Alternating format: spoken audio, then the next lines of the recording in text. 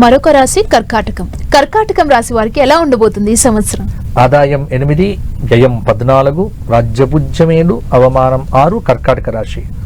కర్కాటకం వారికి లాభస్థానంలో గురువు, నవమ అష్టమ స్థానాల్లో రాహువు, ద్వితీయ తృతీయ స్థానాల్లో కేతువు, నవమ స్థానంలో శనైశ్చరుడు యొక్క ప్రభావం. ఇక్కడ ఏంటంటే అష్టమ శని నుంచి బయటపడ్డారు, భాగ్య శనికి వచ్చారు. కొంత ప్రభావం తగ్గింది శని యొక్క ప్రభావం.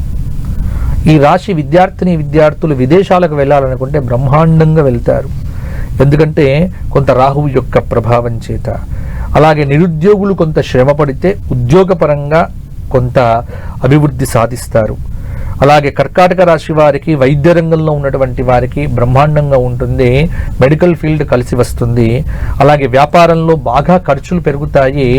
భాగస్వామ్య వ్యాపారాలు, జైంట్ బిజినెస్ చేసేటువంటి వారు ఎవరైతే ఉన్నారో జాగ్రత్తగా లేకపోతే నష్టపోయే అవకాశాలు అధికంగా ఉంటాయి.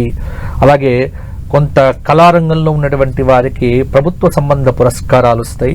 సినీ రంగంలో, మీడియా రంగంలో, టీవీ రంగంలో ఉన్నటువంటి వాళ్ళందరికైతే ఈ సంవత్సరం అవకాశాలు బాగుంటాయి.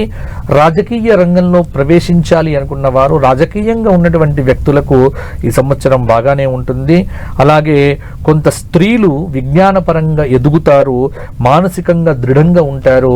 ఇంటికి కావలసిన నూతన వస్తువులను, నూతన నిర్మాణాలను సాధిస్తారు. శుభ ఫలితాలు అయితే ఉన్నాయి. అవివాహిత స్త్రీలకు వివాహ యోగ్యత, వివాహ సిద్ధి అనేటువంటిది ఉన్నది. విదేశీ గమన సిద్ధి కూడా వీళ్ళకు బాగుంటుంది. గ్రీన్ కార్డులు, లేకపోతే ఏదో మాకు ట్రంప్ వచ్చాడనే భయం అక్కర్లే.